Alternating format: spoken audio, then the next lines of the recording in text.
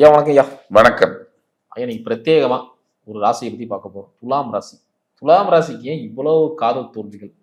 காதல்னா துலாம் ராசி குறிப்பா சொல்ல வேண்டியது இருக்கு. அதுவும் தோல்விகள் அதிகமா இருக்கு. அதே மாதிரி அஃபேர்ஸான விஷயங்களும் நடந்துட்டு இருக்குன்னு சொல்றாங்க.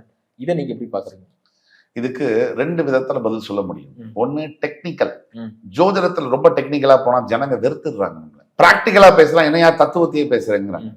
இப்ப நம்ம கமெண்ட்ஸ்ல நமக்கு மட்டும் இல்ல, யூடியூப்ல இருக்கக்கூடிய 5000த்துக்கும் மேற்பட்ட தமிழ் ஜோதிடர்களுக்கு என்ன பிரச்சனைனா, நல்லதை பேசினா உருட்டுறான், கெட்டதை பேசினா பூரா நெகட்டிவிட்டி. இது ரெண்டுத்தையும் மத்தியில அவர் தான் உட்காந்து பேசணும், கமெண்ட்ஸ் பண்றவர் தான். ஆக துலாம் ராசி காலபுருஷனுடைய 7ஆம் வீடு, சுக்கிர பகவான் மூல திரிகோணம் அடையக்கூடிய ராசி. அங்கதான் பாயிண்ட். சுக்கிரன்னா யாரு? காமம், காதல். சுக்கிரன்னா காதல், இனப்பெருக்கம். சுக்கிரன் கிரியேஷன், படைப்பு. சுக்கிரன் லக்ஸரி, எல்லாமே சுக்கிரன். காமம் சுக்கிரன். சுக்கிரன் ஆட்சி பெறக்கூடிய இந்த துலாம் ராசி காதல்ல பெரும்பாலும் தோல்வி அடையக்கூடிய காரணங்கள் என்ன? நீங்க ராசிகள்ல மூணு ராசியா பிரிக்கணும். சரராசி, ஸ்திர ராசி, உபய ராசின்னு.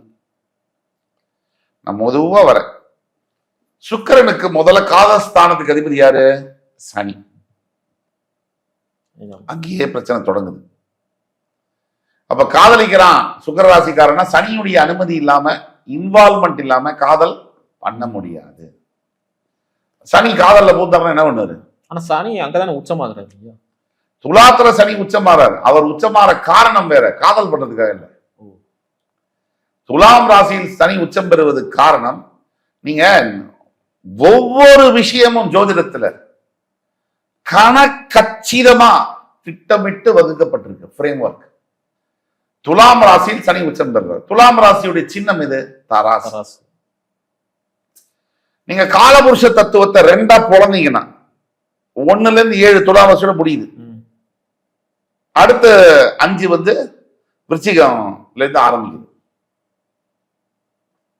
ஒரு ரெண்டாவது பிரிக்கக்கூடிய இடம் இது துலாம். துலாம் ராசியில பாத்தீங்கன்னு சொன்னா தர்மத்தை நிலைநாட்டுவதற்காக தராசு என்கின்ற சின்னத்தில் உச்சம் பெறுகிறார். தர்மத்தின் தலைவர். அவருக்கு காதல்லாம் அவருக்கு சம்பந்தம், காதல்னாலே ஆகாதவர். சனி டிட்டாச்மெண்ட்டுக்கான கிரகம். எல்லாத்தையும் வெறுத்து நான் ஆன்மீகம் எதுவுமே வேண்டாம்னு போகக்கூடிய கிரகம். எப்படி காதலிக்கு? காதல் என்பதே இல்லை அப்படிங்கிறது அவருடைய தத்துவமே. ஆனா அவர் தான் உங்க காதல் ஸ்தானத்துக்கு அதிபதி. நீங்க காதலிக்கிறீங்கன்னா அவருடைய அனுமதி இல்லாமல் காதலிக்க முடியாது. ஒரு காம்ப்ளிகேட்டடான விஷயம். துலாம் ராசி என்பவர்கள் போய் காதலிக்கிறாங்கன்னா சனியை கூட்டிட்டு போய் தான் காதலிக்கணும். சனி என்ன பண்ணுவாரு? காதலிக்கும் போது என்னென்ன உன்னை முதல்ல ஏற்றி விட்டுருவாரு. யாரெல்லாம் அம்மா அழகு, ஐயோ என்னுடைய காதலெல்லாம் என்ன பியூட்டிஃபுல், காதலெல்லாம் என்ன ஹேண்ட்ஸமா இருக்கான், நல்லா உள்ள ஏற்றி விட்டுருவாரு.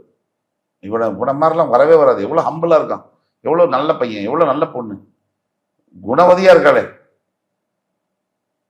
சாப்பிட்டியாப்பா? காதலி முதல் நாள் கேட்கக்கூடியது. ஐயோ இப்படிப்பட்ட பொண்ணா, எங்க அம்மாவோட என்ன பாத்துக்கிறா அப்படின்னு.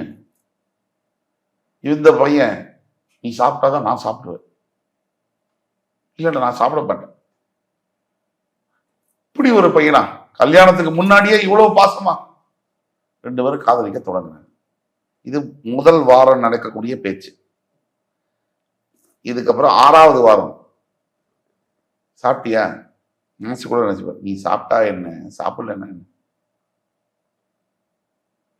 10வது வாரம், சாப்பிட்டியா? ஏன் சாப்பிட்டு ஊரை கெடுக்கிற. இப்படி மாறும். அதுல தோல்விகள் வரும். சனி எதிர்மறை எண்ணங்கள், சனி தடை தாமதம், சனி ஒரு விஷயத்தை தடை போட்டு கெடுக்கிறது. இதெல்லாம் அவருடைய காரகத்துவம். உங்க காதல் ஸ்தானத்துக்கு அவர் தான் அதிபதி. அப்ப காதல் தோல்வி ஆட்டோமேட்டிக்கா வரும். இப்ப நான் சொன்ன சரராசி துலாம் ஒரு சரராசி. அதற்கு 11ஆம் இடம் என்பது பாதகஸ்தானம், சிம்மம். அதுதான் காலபுருஷ தத்துவத்துக்கு காதல் ஸ்தானம். இப்ப ஈக்குவேஷன் உங்களுக்கு டேலி ஆகும். துலாம் ராசி ஒரு சரராசி, அதோடைய பாதகஸ்தானம் காலபுருஷனுக்கு காதல் ஸ்தானம். அப்ப காதலிக்கிற அப்படின்னா உனக்கு பாதகம் ஆரம்பிச்சிருச்சுன்னு அர்த்தம். சுக்கிரனுடைய மூல திரிகோணம் பெற்ற வீடு, இது போய் காதல் பண்ணாம இருக்க முடியுமா அப்படின்னா, துலாம் ராசியில பிறந்தவர்களுக்கு டஃபஸ்ட் சேலஞ்ச் இருக்கும். அப்படியே காதலிச்சே ஆகணும் இப்பவே அப்படின்னு ஒரு ஃபோர்ஸ் இருக்கும். ஆனா காதலிச்சா கொண்டு ஸ்டேஷன்ல கொண்டு கை விலங்கு போட்டு வச்சிரும். மான மரியாதை எல்லாம் கப்பல் ஏத்தி சந்தி சிரிக்க வச்சு சட்டையை கிழிச்சு துவம்சம் பண்ணிடும். இதுக்கு நடுவுல தான் வாழ்க்கையை நடத்தணும். எவ்வளவு டஃப் பாருங்க. இயற்கையில் ஜோதிட அமைப்பில் துலாம் ராசிக்கு இருக்கக்கூடிய ஒரு பிரச்சனைன்னு தான் சொல்லணும். காதல்னாலே 12ல துலாம் தான் நம்பர் 1ல காதலிச்சுட்டே இருப்பாங்க. சுக்கிரன் தூண்டிட்டே இருப்பாரு. ஆனா காதலிச்சா பிரச்சனை. இதுக்கு நடுவுல தான் வாழ்க்கையை நடத்தணும். அப்போ கம்மியா யாரு பிரச்சனை கொடுக்குறாங்களோ அவங்கள காதலிக்கிறது நல்லது. அது எப்படிங்க தெரிஞ்சுக்கிறது? காதலிச்ச அப்புறம் தான் தெரியும் கம்மியா இல்லையான்னு. அதுக்கப்புறம் தான் நீங்க முடிவு பண்ணிக்கலாம். இவங்களை கண்டினியூ பண்ணிடுவோம், இல்ல வேண்டாம் அப்படின்னு. அது ஒரு இது பண்ணி தான் நீங்க டேஸ்ட் பண்ணி தான் சொல்ல முடியும். நீங்க காதல் அனுபவத்துல தான் நீங்க சொல்ல முடியும் இவரை திருமணம் பண்ணிக்கலாம் வேண்டான்னு. வேற வழியே கிடையாது. அதுவும் கரெக்டுங்க. இப்போ துளாராசியில பிறந்தவங்க இன்னொன்னு சொல்றாங்க. என்னன்னா, கூட இருக்கிறவங்களே துரோகம் பண்ணிடுறாங்க. கூட யார் யாரை நம்புறோமோ அவங்க தான் முதுகிலேயே குத்துறாங்க அப்படின்னு சொல்றாங்க. அதுக்கும் காரணம் இருக்கு ஜோதிட ரீதியா. நட்பு ஸ்தானம் என்று சொல்லக்கூடியது 3ஆம் இடம். அந்த இடத்துக்கு அதிபதி யாரு? தேவர்களுடைய குருவான பிரகஸ்பதி. சுக்கிரன் என்பவர் யாரு? அசுரர்களுடைய குருவான சுக்கிராச்சாரியார். இப்ப இவங்களுடைய 6ஆம் இடம் ருணரோகஸ்தானம், விரோதிகளை குறிக்கக்கூடிய அதுக்கு அதிபதி யாரு? அதுவும் குரு. அப்ப துலாத்துக்கு பிறவியில என்றைக்கோ ஒரு நாள் இன்றைக்கு நண்பனாக நண்பியாக இருக்கக்கூடியவர்கள் ஒரு காலத்துல எதிரியாக மாறப்போகிறார்கள். ஸ்டாம்ப் பேப்பர் கொண்டு வந்தீங்கன்னா நான் கையெழுத்து போட்டு கெட்ட கொடுத்துருவேன். இதன் காரணமாக தான் கூடவே இருக்கக்கூடியவர்கள் காதலில் குழிப்பறிப்பார்கள். ஃப்ரெண்டுன்னு சொல்லி இன்ட்ரடியூஸ் பண்ணிருப்பா இவரோட லவ்வரை, அந்த பொண்ணு தூக்கிட்டு போயிடுவார். இது தனுசு ராசி பெண்களுக்கும் நடக்கும், துலாம் ராசி பெண்களுக்கும் நடக்கும். ஆண்களாக இருக்கக்கூடிய துலாம் ராசி பெண்களுக்கும் அதேதான். ஃப்ரெண்டுன்னு சொல்லி இன்ட்ரடியூஸ் பண்ணிருப்பான். அந்த பையன் அப்படியே பெஸ்டியா பழகி கடைசியில் அவன் பெஸ்டி ஆயிடுவான், இவன் ஒஸ்டி ஆயிடுவான். ஆரம்ப காரணகர்த்தாவே இவன் தான். இன்னைக்கு எழுதி வைத்துக் கொள்ளுங்கள்.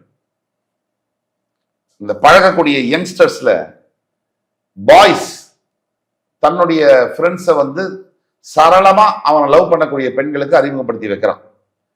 நீங்க பெண்களை பாருங்க, ஒரு பெண்ணை கூட அந்த பெண் பழகக்கூடிய ஒரு தோழியை கூட அவரோட லவ்வருக்கு அவ அறிமுகப்படுத்த மாட்டான். இது நிதர்சனமான உண்மை. ஏன்னா பசங்க கொஞ்சம் மனசாட்சியோடைய பாக்குறான், ஐயோ அவன் நண்பனுடைய காதலி எனக்கு சகோதரி. ஆனா பெண்கள் அதை பார்ப்பதில்லை அப்படின்னு குற்றச்சாட்டா நான் சொல்லல. பெரும்பாலான இடங்கள் அவங்களே செய்யக்கூடியது, அவர்களே செய்யக்கூடியது. தன்னுடைய தோழியை தன்னுடைய காதலுக்கு அறிமுகப்படுத்த மாட்டாங்க. காரணம் 2 பேரும் செட் ஆகி போயிடுவாங்க. காதல் மேலேயும் நம்பிக்கை இல்லை, தோழி மேலேயும் நம்பிக்கை இல்லை. இது நடக்கக்கூடியது. இதுக்கு ரெமடியா இருக்குங்களா? காதல் திருமணம் ஜெயிப்பதற்கு குலதெய்வத்துடைய சக்தி என்பது ரொம்ப தேவை. காதல் திருமணமாக மாறுவதற்கு, அந்த திருமணம் நல்ல திருமணமாக வாழ்க்கையாக அமைவதற்கு குலதெய்வம் துணை இல்லாம முடியாது.